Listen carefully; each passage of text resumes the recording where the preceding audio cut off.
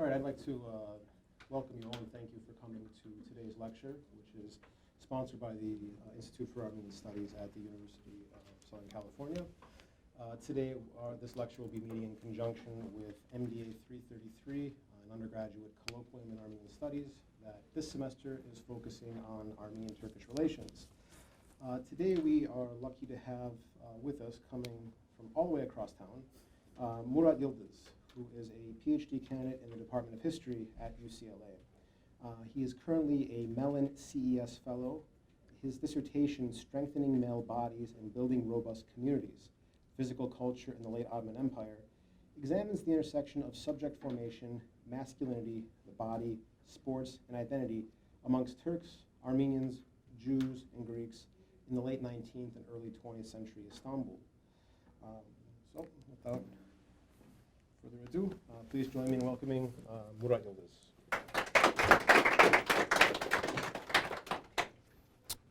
Thank you, Richard, for the introduction. And before I start, I also want to thank the Institute for Armenian Studies and for all of you coming today.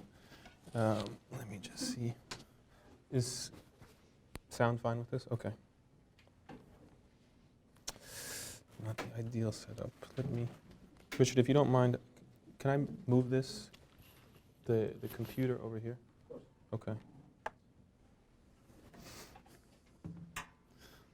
I've had some computer problems recently, and Richard is a bit concerned about the well-being of his computer while under my protection here. Before I start, make sure that you're backing up all your files. I've recently had hardware failure, which is not the ideal. I guess it's never an ideal time to happen, but I have a job talk coming up and this, and everything is backed up, thankfully, but you know, there were a couple of sleepless nights. So in short, back up. Play it safe. All right. So during the late 19th and early 20th centuries, many Ottoman citizens living in Istanbul started to establish a relationship between exercise, the body, race, and community. According to Ali Sami, an Ottoman Turk who studied at the prestigious Imperial School, founded the Galatasaray Physical Training Club and regularly wrote articles on sports, quote, strengthening the Turkish race and community required men to exercise and train their bodies, end quote. Sami's Armenian compatriot, Shavars Christian, expressed similar views. Christian, who studied at the American Missionary School, Robert College, maintained an affiliation with many Armenian sports clubs, and established the first Armenian sports magazine in Istanbul, Marmna Mars, proclaimed in an article in 1911, quote, the regular performance of sports is necessary for the physical and moral revival of the Armenian race. Similarly, Albert Ziffer, an Ashkenazi Jew from Galatz, who was raised in Istanbul and played a prominent role in the Jewish gymnastics society, Maccabi, implored Jewish men to rebuild the bodies of the Jewish race by regularly playing soccer, lifting weights, and hiking. So these views were not confined to articles in sports magazines. They were also expressed in the satirical press, Islamist political discussions, and American missionary reports from Istanbul during the period. This caricature, for example, depicts 5 figures exercising, 4 of whom maintain a striking resemblance to Talat Pasha, Enver Pasha, Cemal Pasha, and Mahmud Shevket Pasha of the Committee on Union and Progress, the political party which carried out the Ottoman Revolution in 1908 and the Armenian Genocide in 1915. The caricature includes the following caption: now that we are compelled, sports are necessary for us. Together, the writings of Sami, Christian, and Ziffer and the caricature are constitutive of a shared physical culture that Ottomans worked out in schools, on the soccer field, at the sports club, and in the pages of Istanbul's multilingual press during the late 19th and early 20th centuries. This culture centered around the belief that physical exercise, gymnastics, and team sports, such as soccer and field hockey, were civic activities and the most effective means to forming robust young men, modern communities, and a civilized empire. So my talk today is based on my doctoral dissertation project. Therein I investigate the making of modernity in the Ottoman Empire through the lens of sports. So drawing from a diverse array of primary sources written in Ottoman Turkish, Armenian, Armeno-Turkish, French, English, German, and Greek, such as state records, school reports, pamphlets, club records, memoirs, police reports, photographs, periodicals, and miscellaneous paraphernalia, I document how novel understandings of the body and larger debates on the self, gender, identity, and the nation underpin the simultaneous top-down and bottom-up production of a shared physical culture amongst Muslims, Christians, and Jews during the period. So today, I'll focus on 3 sites in which Turks and Armenians worked out the defining contours of this culture: voluntary athletic associations, the press, and newly constructed urban spaces. So while there are important individual dynamics in each site, for the purposes of my presentation today, I will talk about and focus on commonalities. However, I would be happy to answer questions about the particularities of clubs, the press, and performance during the Q&A session. So all 3 novel forms of organization, practice, and space reflect the broader late 19th and early 20th century transformations in urban centers of the Middle East and in which Ottomans staked a claim for themselves in the expanding public sphere, challenged old and delineated new communal divisions, as well as simultaneously projected civic and communal bonds. So an analysis of these institutional arenas, spatial developments, and discursive transformations across ethno-religious communal divisions complicates the history of the Ottoman Empire, Istanbul, and other areas of the modern Middle East in a number of ways. So first, it enables us to write an interconnected history of Turks and Armenians before the militarization, violence, and trauma of World War I. This approach should not be interpreted as a celebratory reading of relations between Turks, Armenians, and other communities before the war. There were important power relations between the men of these communities, which, although I don't focus on in this talk, I would be more than happy to entertain discussions about during the Q&A session. So the bulk of the existing literature on the region focuses on Muslims, while discussions about Armenians, Greeks, Arabs, and Jews are generally confined to analyses of a single community. Such an approach inscribes rigid spatial and discursive boundaries separating men and women from these communities, as well as obscures the historical linkages between the region's multi-ethnic and multi-confessional inhabitants. So second, it offers a novel approach to conceptualizing culture and cultural change. The emergence and spread of gymnastics, free movement exercises, football, and hockey, like many other novel activities and ideas, was the collective effort of men and women from the various different communities that lived within this multi-ethnic and multi-confessional empire. So therefore, examining social and cultural transformations from the vantage point of one community, whether it is because of linguistic limitations or nationalist assumptions, tends to obfuscate more than elucidate. Third, it provides insights into the ways in which civic and exclusive ethno-religious bonds actually overlapped during the late Ottoman Empire. Scholars tend to focus on how Ottomans either embraced shared civic identities and practices that transcended ethno-religious divisions or exclusive ethno-religious ones. So it's kind of a zero-sum game. Both approaches employ a modern framework to analyzing questions related to identity and social practice in the empire. As a result, such a framework fails to account for the fact that civic bonds were often mutually constitutive rather than exclusive in late Ottoman society. Fourth, it offers a more textured and multidimensional understanding of the making of modernity in the empire. So dominant historical accounts of the region tend to narrate change through an explicitly political lens. Okay? So questions of masculinity, the body, as well as leisure activities are generally confined to footnotes or afterthoughts. So my attention to this shared physical culture reveals the intersection of reformist debates, discussions, and fun, which are not outside the purview of historians. All right. I'll set it up better next time. So the first of the three overlapping spheres that I will be discussing is the sports club. not the sports club down the street, but in Istanbul. So sports clubs were the main spaces in which Turkish, Armenian, Jewish, and Greek young men met to exercise, play sports, and socialize in late Ottoman Istanbul. They were part of a growing trend of voluntary associations throughout the empire, which included educational, philanthropic, political, scientific, and literary clubs. Sports club and other voluntary associations emerged in urban centers throughout the imperial domains during the mid-19th century despite legal and political obstacles. So the regime of Sultan Abdülhamid II, roughly spanning 1876 to 1909, displayed a general distrust of autonomous organizations and assumed that these spaces were centers of oppositional ideas and forces. The widespread reforms ushered in during the second constitutional period, starting in 1908, namely the promulgation of the law of associations, resulted in the mushrooming of many sports clubs. So what you have is sports clubs that date back to the 1870s, but really kind of start mushrooming throughout the city and other areas of the empire post-1908.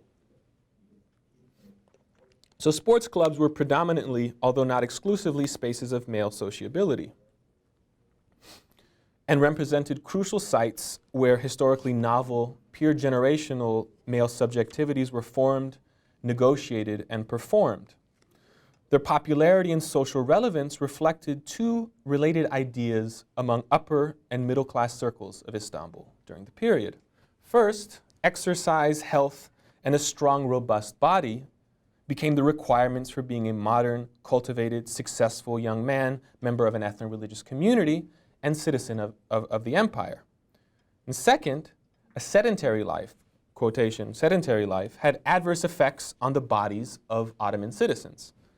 According to Selim Sırrı, a Turkish educator who would go on to become the Ottoman Empire's General Inspector of Physical Training, a very technical, obviously, term, but quite interesting in many ways, quote, "One of the most important reasons for our illness is a sedentary life, oturucu bir hayat in Turkish. We are always sitting in houses, government offices, workplaces, coffee houses, and casinos," end quote. Sırrı encouraged young men to, quote, "bring an end to this life by walking, doing gymnastics, and exercising their bodies," end quote. So sports clubs served as the main spaces in which young men could put these ideas into practice. Young men learned how to dress, to talk, to walk, and socialize through and in between exercising, competing, and playing. And on other occasions, listening to lectures, more than likely more interesting than this one today. But it will get very titillating in terms of the images soon. Reading and attending social functions. So these civic spaces attracted young men from similar backgrounds by offering them a private space where they could spend their leisure time. As a result, sports clubs served as a testing ground of an emerging middle-class masculinity where new conceptions of the self, defined in relation to the body, athletic prowess, a distinct look, and one's ethno-religious community came into being. So while these clubs embraced the shared civic middle-class identity, they also projected an exclusive ethno-religious one. So this is something that I'm stressing, is that on the one hand they're projecting a shared civic identity, but at the same time there's an exclusive ethno-religious one. So sports clubs were established along ethnic and confessional lines and attracted members from a specific ethno-religious community. Indeed, these clubs were spaces where young men built ethnic-based solidarity. Associations did not explicitly deny young men from other ethno-religious groups the ability to become members. Nevertheless, membership was predominantly ethnically and religious homogeneous. The main language and symbols used and the eponyms that organizations adopted projected a distinct ethno-religious identity. Some clubs explicitly adopted religious names, while others were named after a heroic or mythological figure of the club's respective community. In doing so, club founders sought to construct and raise an awareness of a deep history in which their communities celebrated the connection between the body, strength, and masculinity. So in order to give you kind of a better sense and move us away from the abstract, a better sense of the development of these associations amongst Turks and Armenians, I'll focus on three. I'll focus on the Galatasaray Physical Training Club, the Armenian Dork Club, whose name obviously sounds very interesting in English, and the Artavas Physical Training Club. Nobody got the dork line? Okay.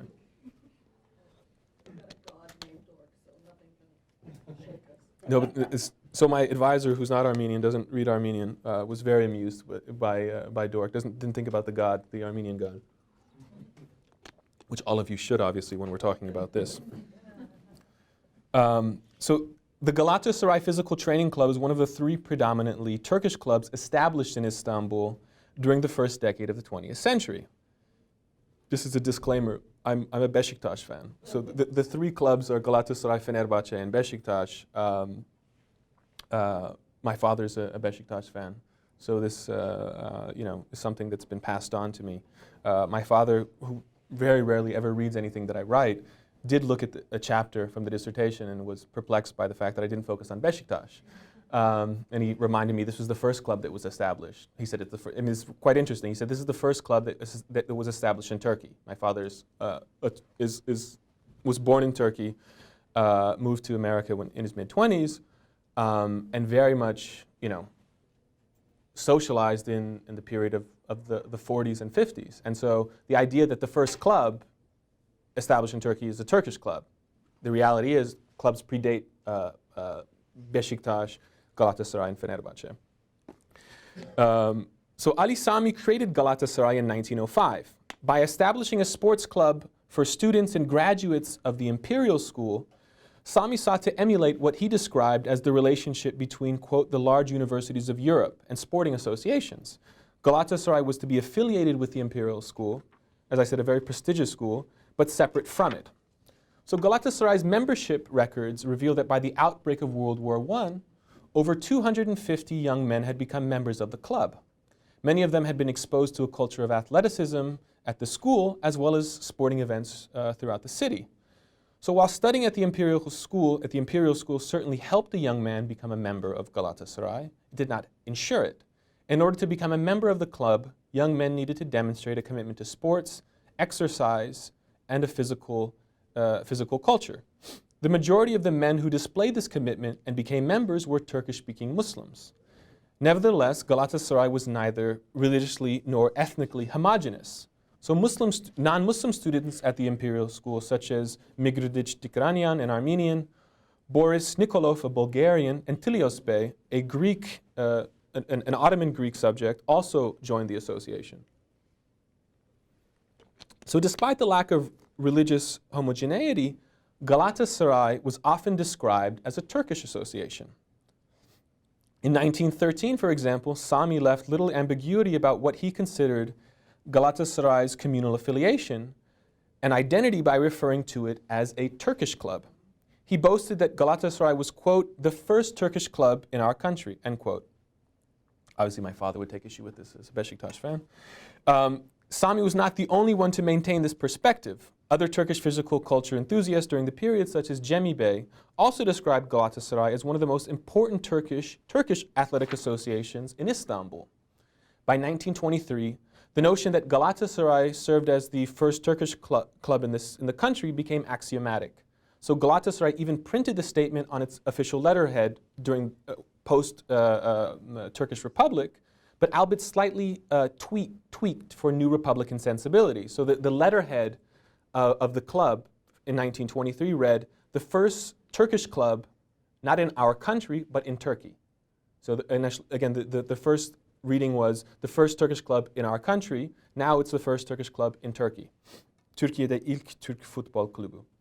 So while Sami openly referred to Galatasaray as a Turkish club, others described it as an Ottoman one, Osmanlı. Physical culture enthusiasts writing in the Ottoman Turkish daily press referred to Galatasaray as both an Ottoman and a Turkish club. According to one article describing a football match between Galatasaray and Fenerbahçe, Galatasaray was, quote, an Ottoman youth club, which maintains an important position in the world of Ottoman sports, end quote.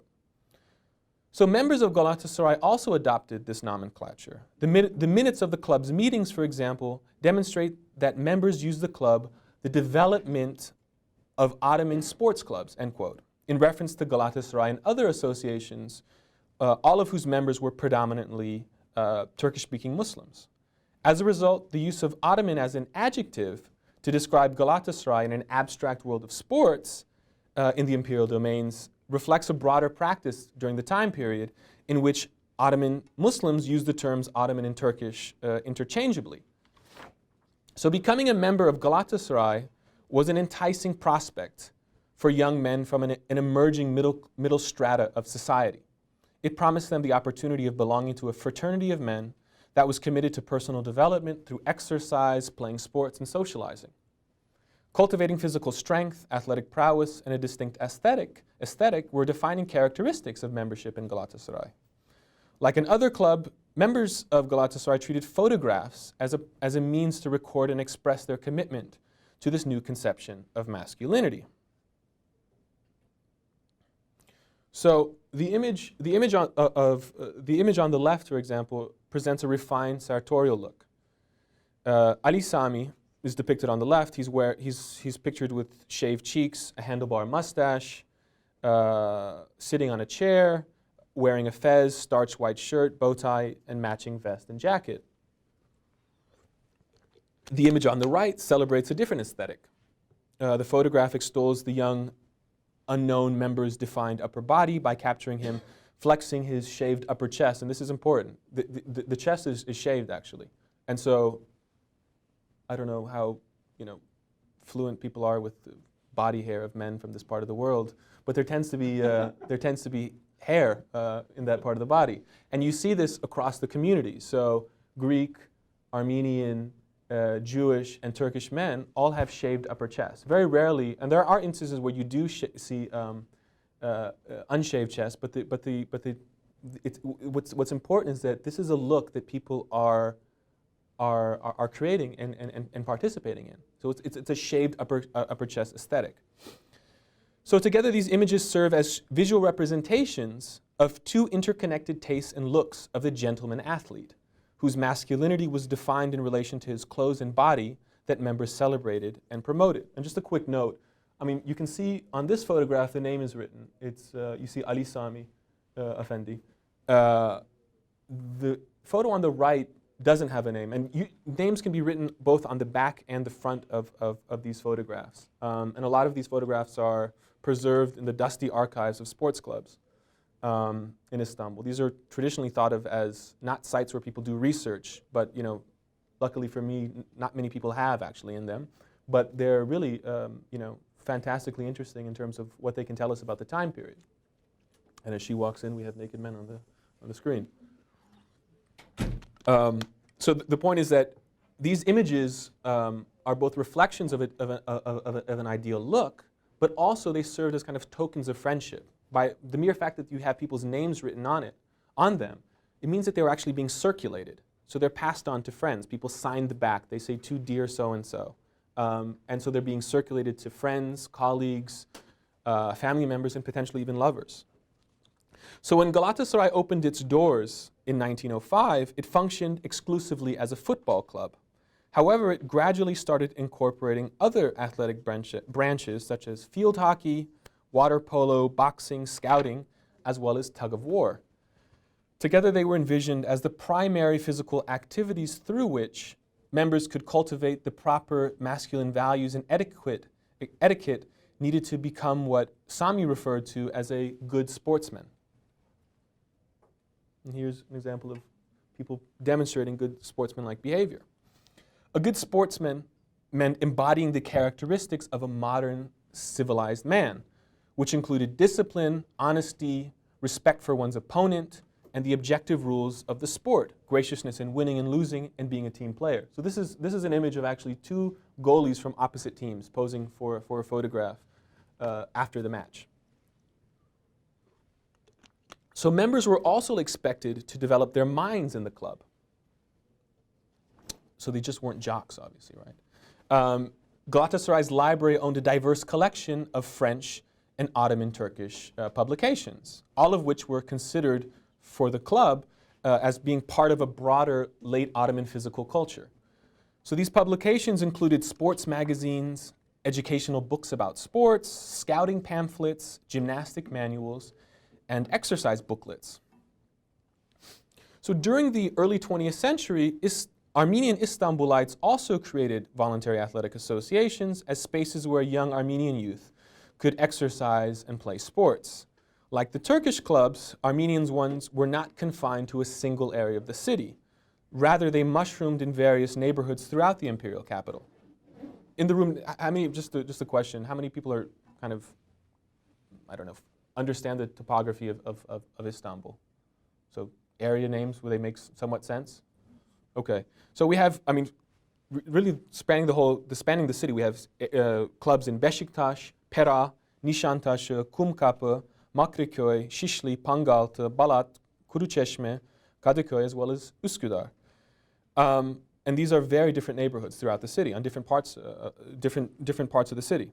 So for my purposes here, I'll focus on two associations: the Kuruçeşme Artavast Athletic Club, Kuruçeşme Mamne Marzagan Artavast Agump, and the Armenian Dork Club of Kumkapı, Haygagan Dork Agump, which opened both of them opened post-1908 during the second constitutional period on opposite ends of the city. Many of the founding members of Artavast and Dork were first exposed to sports at the American Missionary School in Istanbul, Robert College. Football, track and field, and gymnastics served as fun physical activities that students performed in the school's gymnasium, outside on the grassy field, and during the annual field day competitions.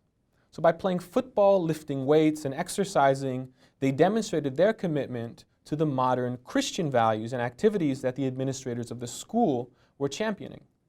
So at the same time, however, many of these students treated them as opportunities to cultivate an exclusive identity outside of the community, outside of the school.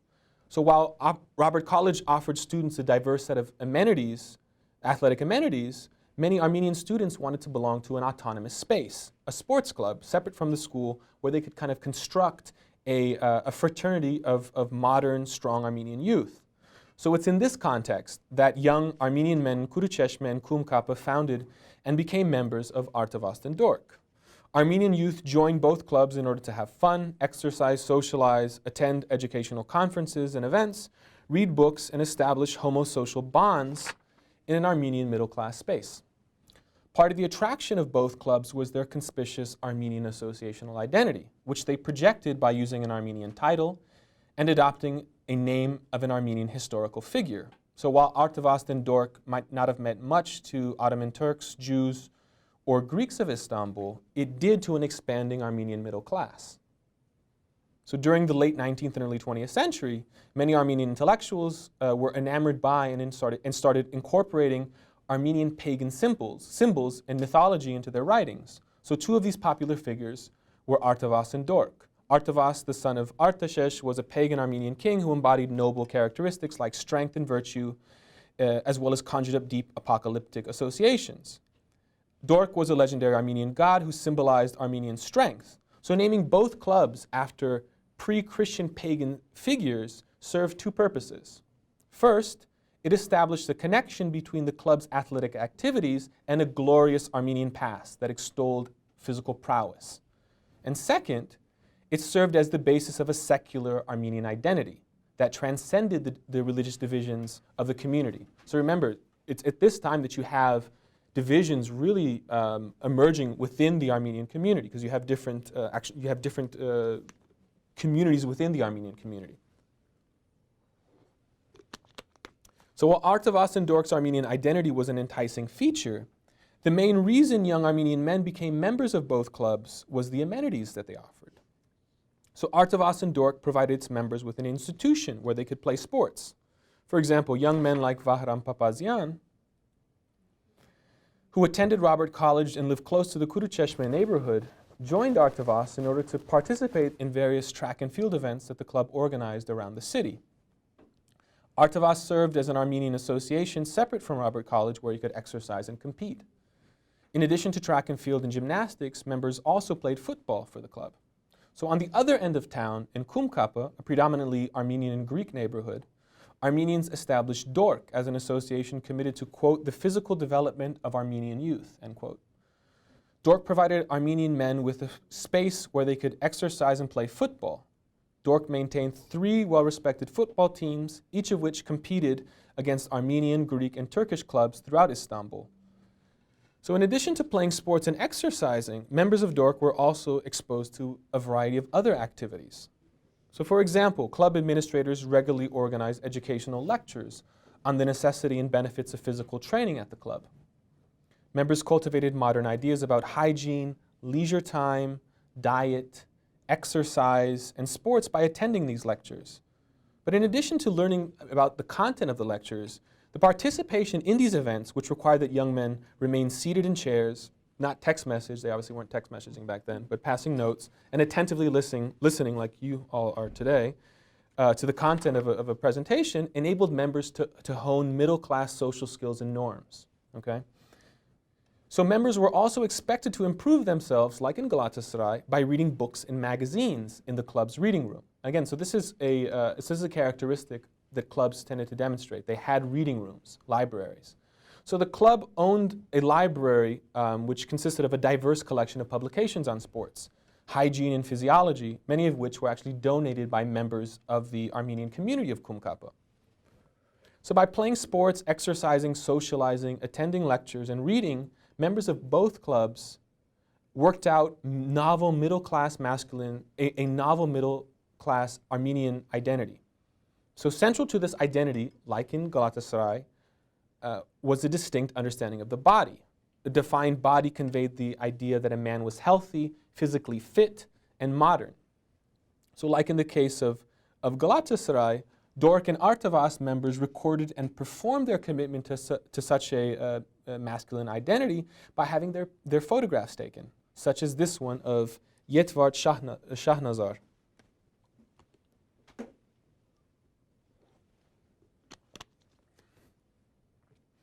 So sports clubs reveal the ways in which Istanbul's multi-ethnic and multi-confessional denizens sought to build communities around and through training their bodies, exercising, and competing. However, these were not the only sites in which physical culture enthusiasts experimented with novel ideas about the relationship between sports, the body, masculinity, and community. So I'm going to turn to another space, and that's Istanbul's sports press. So the press was a more public space than the association. The growth of literacy and the mushrooming of reading rooms throughout Istanbul and other urban centers of the empire ensured that a wider array of the empire's denizens, so not just members of these associations, were visually and textually exposed to the view that young men should regularly exercise, perform gymnastics, maintain a proper diet, and participate in team sports. So Istanbul's sports press consisted of illustrated magazines, daily newspapers, and sports periodicals written in Ottoman Turkish, Armenian, Greek, French, and English. 4 magazines were particularly notable, 3 of which were written in Ottoman Turkish. Here too, there's an Ottoman Turkish one and an Armenian one, and one in Armenian. All 4 emerged in the span of 5 years between 1910 and 1914, while some were short-lived and others published irregularly. Their popularity was indisputable. So these experimental publications constituted a public forum that provided Istanbul's growing reading public with articles focused on sports, scouting, and other sport-related leisure activities, but also on wider issues such as health, hygiene, and lifestyle. Written by educators, leading members and administrators of sports clubs, doctors, and government officials, they insisted on the idea that young men should cultivate a well-defined body, a well-defined, robust figure, by regularly performing physical exercise in schools, in the gymnasium, at the sports club, and if possible, at their own home. So these discussions offered an aspiring middle class with instructions. These discussions offered an aspiring middle class with instructions on how to build a community by playing sports, having fun, exercising, and training. So as a result, this press served as kind of a mouthpiece of Ottoman, Armenian, and Turkish reformers who treated exercise and sports as activities through which they and their readers could imagine and construct new conceptions of the community and the self. So Istanbul's multilingual press demonstrates that Turkish and Armenian editors and authors did not work in isolation from each other, and despite linguistic obstacles, were quite familiar with what was being written about in sports in other languages throughout the city. In 1912, for example, an Ottoman Turkish magazine published a photograph of Sırrı and his associates with a caption in Ottoman Turkish and in French. Quote, Selim Sırrı and his friends who devote themselves to spreading and circulating Swedish-style gymnastics in the country. And in French, the National Institution of Physical Education. So the photograph included 7 members, 6 of whom were Muslims, and 1 Armenian, Shavarz Christian. So not only did Christian's name convey his Armenian background, the magazine explicitly described him as a teacher at Armenian schools who studied Swedish calisthenics in London. So specifically identifying his ethnic religious background. So the photograph establishes that although this was a predominantly Turkish circle of educators, there were also non-Muslims. So Christian, what's interesting here is that Christian actually ran this same image in his journal, Marmna Mars, but opted to change the title, obviously, in Ottoman Turkish to Armenian, but kind of expanding it and decentering it away from Selim Sırra to the following title, A Group of Swedish-Trained Instructors in Turkey. So while literature of Istanbul, and this is actually, I cut this out from the talk, but what's interesting is that you see on the right actually this is an article that Shavarz Christian ends up writing about Selim Sırra, describing him as an Ottoman. This is also interesting, his choice of language. He describes him as an Ottoman educator. Again, not Turkish educator, but Ottoman educator, to emphasize the fact that this is a shared kind of community of educators which transcends ethno-religious divisions, Ottoman meaning Shavarz Christian is also part of it. And you see, actually, as I said before, the photographed sign, and it's addressed to Shavarz Christian. So while literate Muslims of Istanbul were more than likely unable to follow discussions about physical culture in Armenian, articles printed in Marmna Mars about Ottoman Turkish journals suggest that Armenians did read Ottoman Turkish publications. So for example, 4 months after the establishment of an Ottoman Turkish journal entitled Terbiye ve Yun, education or training and game, the editors of Marmna Mars printed a front page article stating, quote, Selim Sırra Bey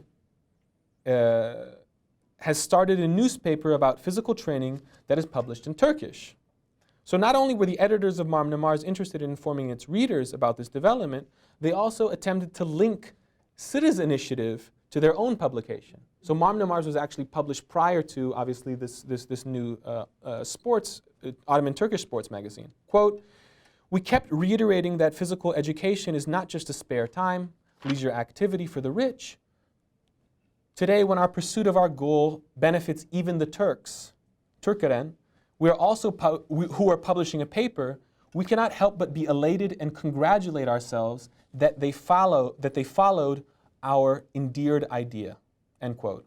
So in short, Christian was suggesting that Sırra and other Ottoman Muslims were not only aware of Marmna Mars, they followed its development closely and drew inspiration from it.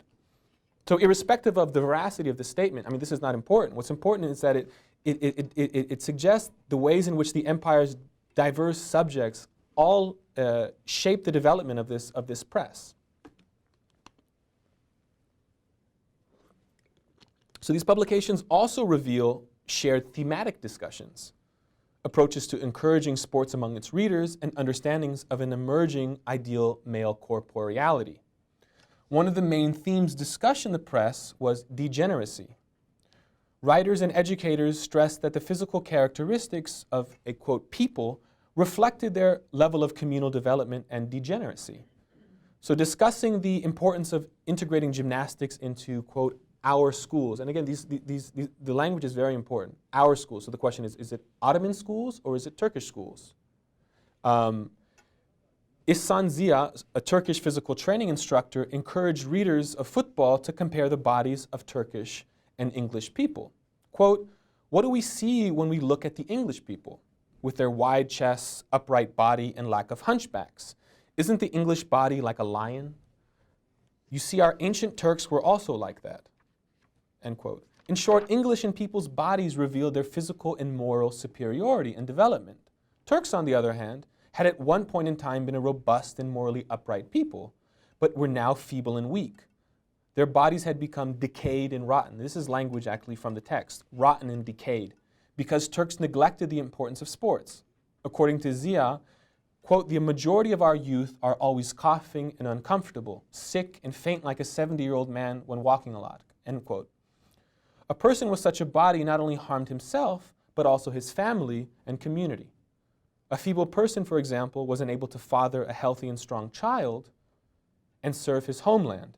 According to this assumption that Zia was establishing, if a man did not have a robust physique, he wasn't able to be a productive and responsible member of both his community and a citizen of the empire. So Armenian educators writing about corporeal reform also stressed the significance of degeneracy. Mamnamars echoed a similar message in an article that stressed the benefits of integrating physical training courses in Armenian schools throughout the city. Therein, the author asserted that, quote, many people assumed that the Armenian community was degenerate and weak because the, quote, lack of attention and care that our people have given to their bodies, end quote. In a separate article entitled To the Armenian Youth, end quote, the author underscored the idea that a lack of muscle and blood did not cause the degeneracy of the community. Rather, it was a lack of awareness of physical training. So thus the author was implying that the community could be physically reformed as long as classes were integrated into schools.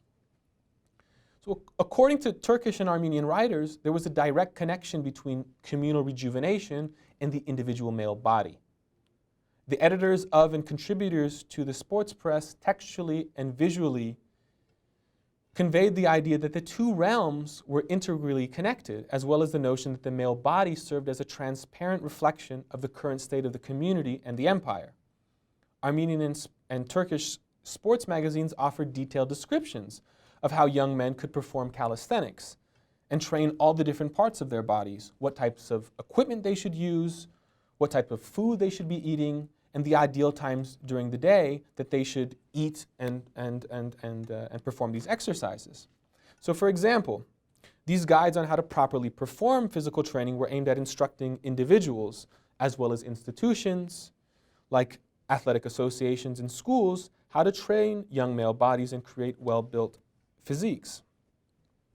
So these guides opposed the use of athletic equipment such as weights, and on the other hand, they favored Swedish calisthenics, which they asserted served as the most effective form of exercise to building defined, healthy bodies. And again, this is another important point. What you have is a shared understanding of exercise. It's Swedish calisthenics that both journals are promoting. So by stressing the importance of using physical activities to produce strong, healthy bodies, Istanbul's physical culture press was also promoted and celebrated a new masculine corporeal aesthetic.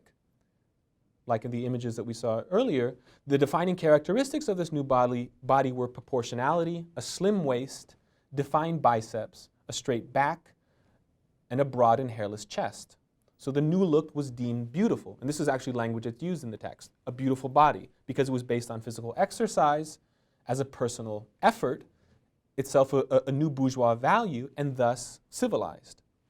So by juxtaposing images and text, publications established a firm connection between the physical shape of an ideal male body and broader modern middle-class values. So journals soon created entire sections of photographs of semi-nude young men run as regular features. Idman's section was entitled The Exhibition of Robust Bodies and was described by the journal's editor as a space in which readers could, quote, look at the servants of the body and health, end quote. Similarly, the editor of Mamnamars regularly published pictures of young men and encouraged readers to admire and emulate these examples.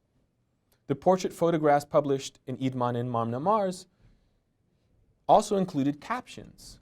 So they're not just images standing alone, there are captions as well. Captions which reveal the exclusive ethno-religious identity of the robust bodies. So this image of Krikor Hagopian, for example, is collated with a description that established that he and his brother Lavon Hagopian are among the, quote, few Armenian youth who take care of their bodies and glorify the Armenian name through their bodies' will and muscle, end quote. So together, the image and the text published in the Turkish and Armenian magazines conveyed the idea that these bodies were simultaneously global, imperial, and confessional. So I would like to turn now to the ways in which these sports enthusiasts who were affiliated with clubs and wrote in these journals, how they treated the athletic playing field as the ideal space in which they exhibited the physical dexterity, of the individual, community, and empire through male bodies performing, competing. So one of the most well-coveted venues where Turks and Armenians, as well as other Ottoman citizens, organized athletic events such as track and field, bicycle races, tug-of-war competitions, gymnastics exhibitions, as well as football. Well, I should mention, I didn't say this, but the football here is not the pigskin. Right? It's a real football. And field hockey matches. Field hockey matches were actually quite popular back then. So the ideal venue, or the most coveted venue where people organize these events and where young men and women gathered to watch these activities was Union Club. And the name is also interesting. We can talk about this at the end. Union Club was established in 1908 and situated in Kadıköy, a multi-ethnic and multi-religious upper and middle-class district on the northern shore of the Sea of Marmara. So Union Club's name is attributed to the fact that its founders, who were Ottoman Turks and foreign English residents of Istanbul, were united by their commitment to developing sports and providing Istanbul's multi-ethnic and multi-confessional residents with a center where such events could be held and attended. The club consisted of a race course, an athletic field, which spectators could gather around to watch matches, a grand stand house which sat up to 1,000 people, a separate closed grand stand which was capable of sitting 150 people, and an enclosed clubhouse. So the club's various amenities made it the ideal space for two specific events that we're going to be looking at, organized during the second constitutional period: a football match between a local and a foreign team, and a local Olympics event. So let's begin with the football match in light of the Super Bowl that took place. I will begin with the football match. Okay, so Istanbul's Ottoman Turkish daily press provided its readers with detailed descriptions of the upcoming match and its significance over a week before the event took place. So now what we're seeing is that the coming together of all these different realms, right? The clubs, the press, and the space. Journalists stressed that irrespective of which team emerged victoriously, the match, quote, served as a means to developing our country's sports life, end quote. Now this obviously is a bad setup, right? So meaning that they expect they're going to lose. Sports, physical exercise, and gymnastics, according to one magazine, only recently emerged in the imperial domains, whereas these activities were developed abroad amongst foreigners. Therefore, a match between young men from Istanbul and a foreign country served as an opportunity to encourage the empire's youth to develop an awareness of the importance of regular exercise and athletic acumen. Ottoman Turkish publications, what's interesting here is that the publications oscillated between describing the team from Istanbul as a national Turkish team. So Milli Türk takımı. That was made up of Turks, and this is the language, made up of Turks. One publication uses Turks, another publication uses Ottoman players, and another one uses our Ottoman athletes. So as a result, coverage of the match provided journalists with a space in which they blurred the boundaries between a relatively exclusive Turkish identity and a purportedly inclusive Ottoman one, as well as promoted the belief that the ideal Ottoman citizen was Turkish. So these communal divisions were not only discursively produced in the press, they were also performed at the match, when the members of the, now again, Turkish, Ottoman, and Romanian teams ran onto the field to play.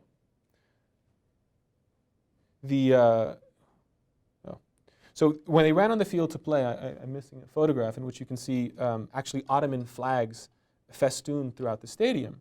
So the Muslim backgrounds of the players and their affiliation, here's the photo of actually the flags. The Muslim backgrounds of the players and their affiliation with three predominantly, although not exclusively, Turkish voluntary associations: the Galatasaray Physical Training Club, the club that we just talked about, the Fenerbahce Club, and the Altın Ordu Sports Club, buttressed the idea that this was, quote, a Turkish national team, end quote. Articles in the daily press highlighted both the size and the diversity of the people who attended the match at 3 p.m.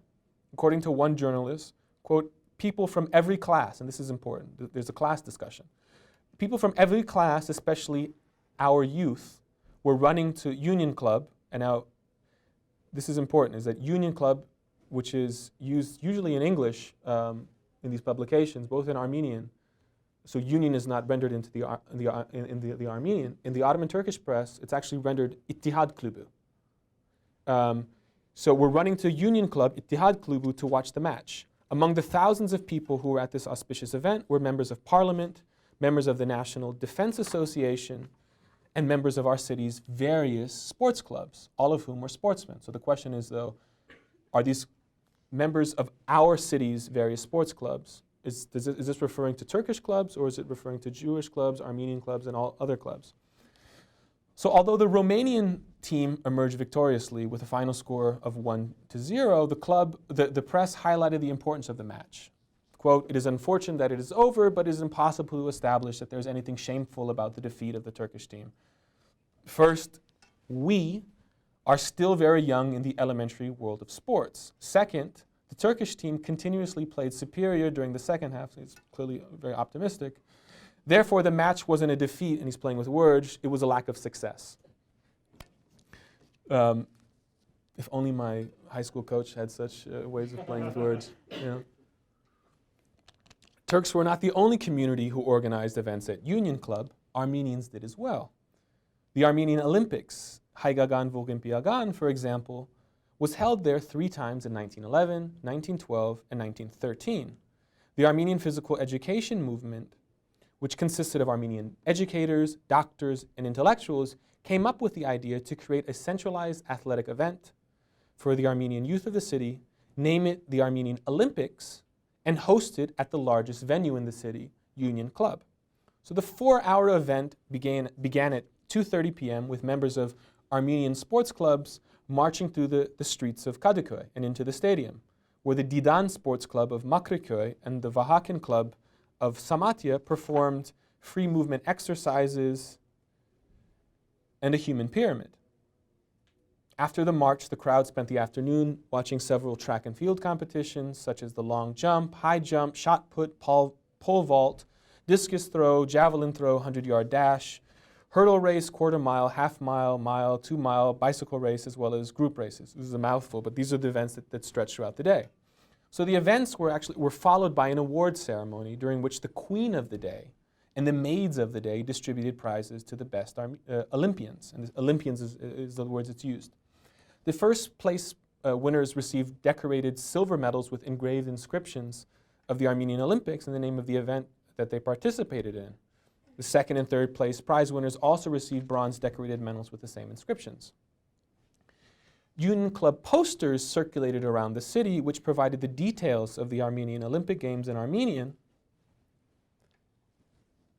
and descriptions of the games in the Armenian press conveyed the idea that the Armenian Olympics were an explicitly Armenian event.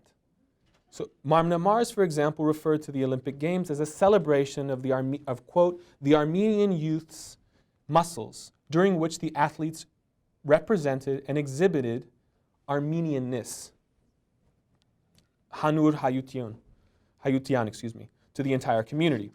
Physical culture enthusiasts writing in Marmnamars referred to the Armenian Olympic Games as pan-national, Hamazgain, because they were, quote, equally for the son of the aga, the effendi, the artisan, and the periodical owner, end quote.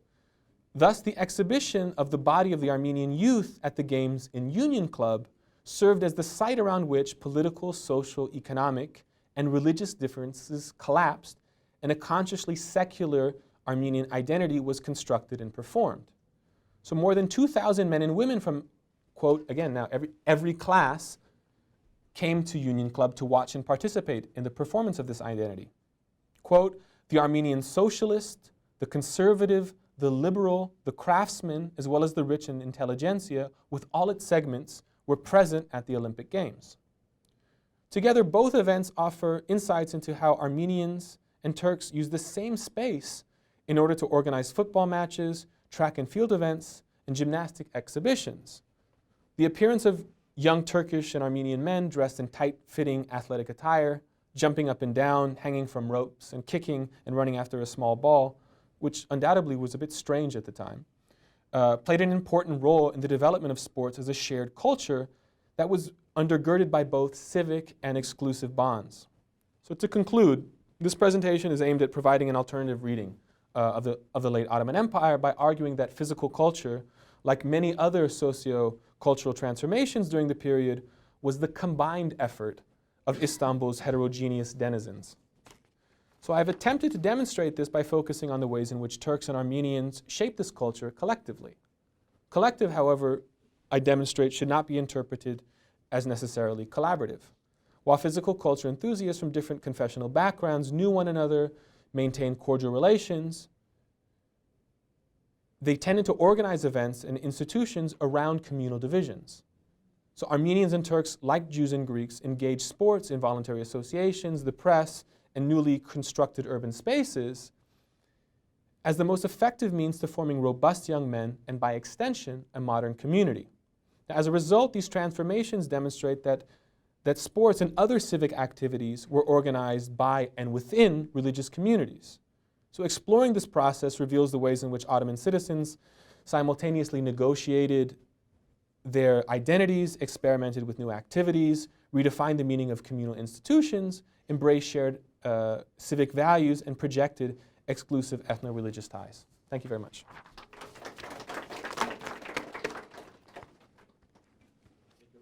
Yeah, sure. Yeah. Yes. Observation question. Sure. I want to make a couple of observations and ask you to tell me if I'm right or not. Sure. You alluded to things very gently and moved on. I'm trying to read the dates here. Richard Antaramian says 1912? Yeah. Okay, so 1912, it's called the Union Club. Uh-huh. In Armenian, it's written Union.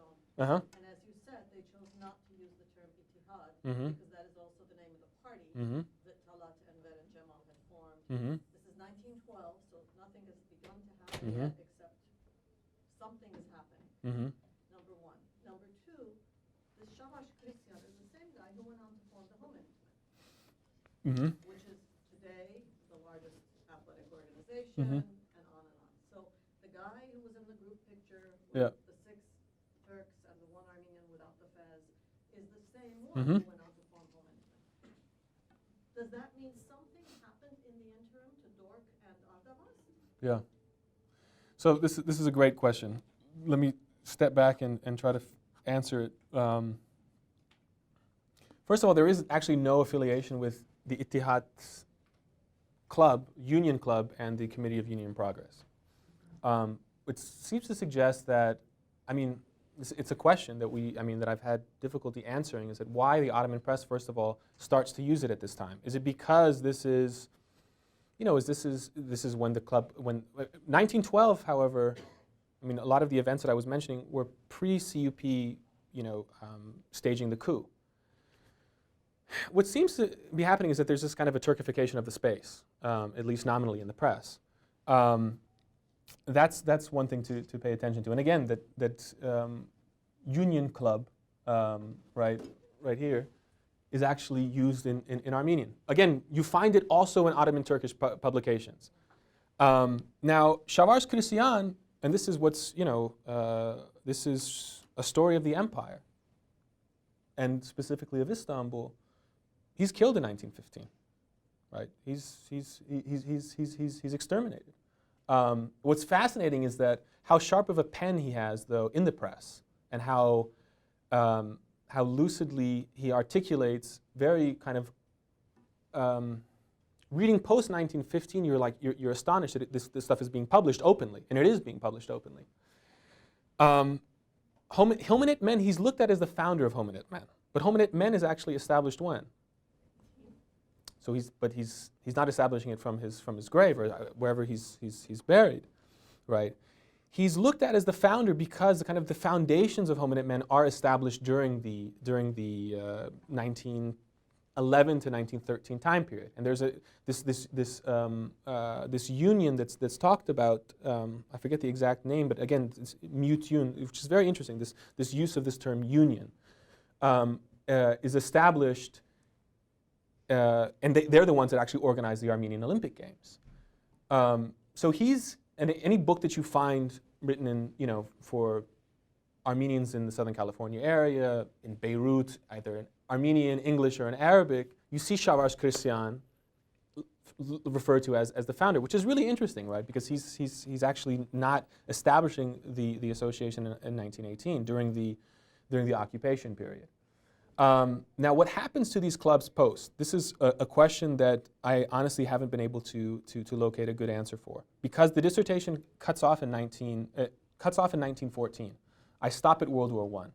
The manuscript I'll take beyond to World War I, but it's a tricky process because what you really have is a militarization of society. And this is a really interesting period that I'm not trying to run away from. It's just, I just thought, for the purposes of filing the dissertation, it'd be better to hold off on this. Because what you have is actually, during this time period, you have non-Muslims actually kicked out of clubs in the city. And the press actually talks about this. And sometimes the press says, this team lost because they kicked out the non-Muslim members. So what's interesting is both that this process, that you have this, this process in which non-Muslims are being excluded from clubs, but also the press is following it. What's difficult to follow about Dork and Artavast, as well as other Armenian clubs, is the sources. See, Galatasaray, I have sources from the club archives. And so I have membership records, I have photographs, I have the minutes of meetings, really kind of a thick description of what's going on in this club and also other clubs. Artavast and Dork, I don't. I have it from the Armenian press. Now, I'm able to find, wonderful pieces of paraphernalia like this floating around in Istanbul, which is a poster not from, again, this is what's also interesting about this. The event above it is a separate event. It's not published, first of all, by the committee that's organizing the Armenian Olympic Games. It's actually published by Union Club. And so this event in Turkish is a separate event. Which is interesting because it's saying that these are separate events for maybe separate people who are attending the events. Now, exploring what happens to these clubs, I think, would really require, first of all, looking at the archives of potentially, the Patriarchate in Istanbul, which is officially closed. Because this is a broader question about what happens to institutions, Armenian institutions in the city, right? Armenian institutions post-1915. And that's a question that I really haven't been able to answer. Although you do have Armenian clubs that emerge post-genocide, for example, in 1918 during the occupation and post-republic. Yeah. If I haven't answered it, please feel free to. Okay. Any other questions? Yes? So when was Hominidmen? I didn't hear the Soviet. When was it actually established? What year? This was established the year of Jesus Christ was born. It's a bad joke. 1918. So it's officially. I've seen the regulations, the internal regulations of Hominidmen, and the founding date is 1918. But again, you can trace kind of its origins to this earlier time period when a tweaked name is used, and I forget the exact name of the organization that's looked at kind of as the precursor to Hominidmen. But again, what's really interesting is that, I'm for those of you, is everybody familiar what Hominidmen is in the room? No? Would anybody like to, you can probably do a better job at describing what Hominidmen means for Armenians in the Southern California, I guess, region is probably a better question. Would anybody like to? Yeah. Sports. Basketball. Skills. Scouts. Meeting people within the Armenian community. Yeah. What is the exact word? I didn't hear the word. Hominidmen. But this is an acronym. It's HMEM, it's an acronym. High. Yeah. And again, the title of the union that's established when Shavars Kirsian is almost identical to it. It's high. I can't remember what the word in between intanur and mutun is, but it's almost identical. But so what's interesting is that Hominidmen that is looked at as one of the central clubs, social clubs, athletic clubs for Armenians living around the world is created where? It's created in Bolis, it's created in Istanbul during the occupation period, post-World War I. in which the community is trying to make sense of this calamity that it suffered. Any other questions? I gave you a lot of almost semi-naked men. You have to be more interested. Yeah. This might just be a clarification question, but we talked about Armenian and Turkish sport groups kind of evolving to become their own entities and have Yeah. their own sense of patriotism. What was the collaboration between the two? Yeah. I don't think about that. Yeah, no, it's a very good question. So the point is that and this is patriotism is an interesting word. I mean, what I'm trying to say is that these communities almost serve as that these clubs serve as kind of testing grounds for a new understanding of community. So again, you have Armenians that are Protestants. You have Catholic Armenians coming together, and these clubs are explicitly saying, irrespective of what religion you are, it doesn't matter as long as you're Armenian. Okay. And they're coming together and they're establishing a certain identity. And similarly, in the Turkish club. Now, the relationships, you see the relationships both. I mean, so for example, when people go and they actually rent out Union Club, they're establishing relations with the same people. They're having tea, they're having coffee, potentially, alcoholic beverages, other goodies that they have there, and are forming, bonds with one another. And you see this again with, you see it with this character. I mean, both here, where you have, here's Selim Sırra, right? Dashingly handsome young man. I have some really titillating images of him in like a Speedo, actually, which I didn't share with you today, I'm sorry. But, what's also interesting, you pointed out, Shavars Christian is not wearing a fez, which I've been really, tempted to read into it many things, which, I mean, these other characters are also fascinatingly interesting, and this is the complexity of Istanbul at the time.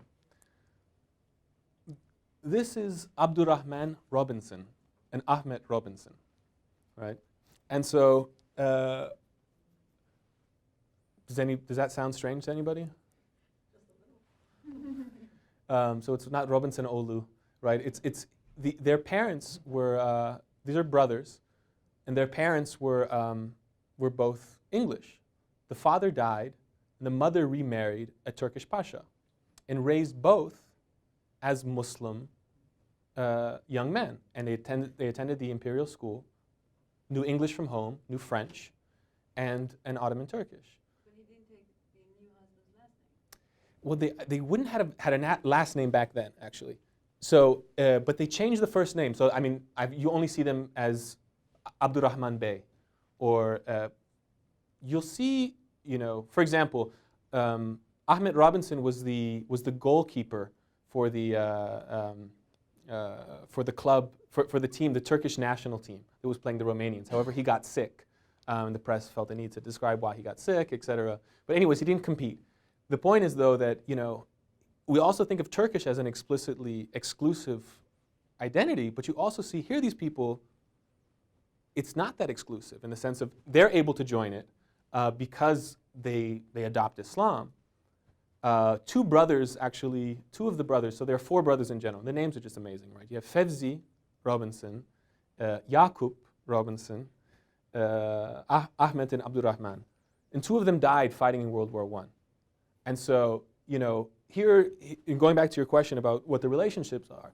So you have these people, two of them are affiliated with Galatasaray. Ahmet goes on to establish relations with other clubs, both of whom actually play a preeminent role in founding the first Boy Scouts club in Istanbul as well.